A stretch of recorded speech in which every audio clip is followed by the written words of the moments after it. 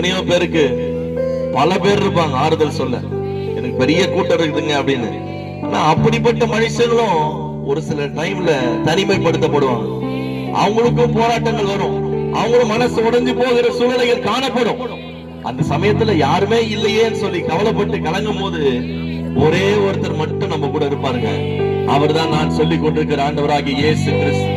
எப்படிப்பட்ட மனுஷன் சோர்ந்து போயிருக்கும் போதும், எத்தனையோ பேர் தற்கொலைக்கு நேராய் போகும்போது, எத்தனையோ பேர் இனி எனக்கு வாழ்க்கை வேண்டாம், இந்த சூழ்நிலை எனக்கு வேண்டாம், இனி நான் வாழவே முடியாது என்று சொல்லி தங்களுடைய வாழ்க்கையை முடித்துக் கொள்ளலாம் என்று நினைக்கும் போது ஒருவர் குறுக்கிடுகிறார்.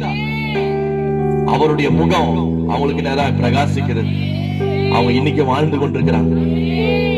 நம்ம சொல்லிக் கொண்டிருக்கிற இயேசு கிறிஸ்து சாகிறவனை அவருடைய சாவிலிருந்து மீட்டு எடுக்கிறவர், துன்பப்படுகிறவனுக்கு ஆறுதல் செய்கிறவர், வேதனையோடு கண்ணீரோடு இருக்கிற ஒவ்வொருவருக்கும் அவர் ஆறுதல் செய்கிறவர்.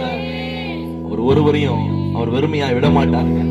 ஆனா அவரை நோக்கி நம்ம இந்த மாலை நேரத்துல சொல்லுங்க, ஆண்டவரே உங்களை நம்பி இருக்கிறப்பா, உங்களை நம்பி இருக்கிறப்பா, உங்களை நம்பி இருக்கிறப்பா. ஹல்லேலூயா.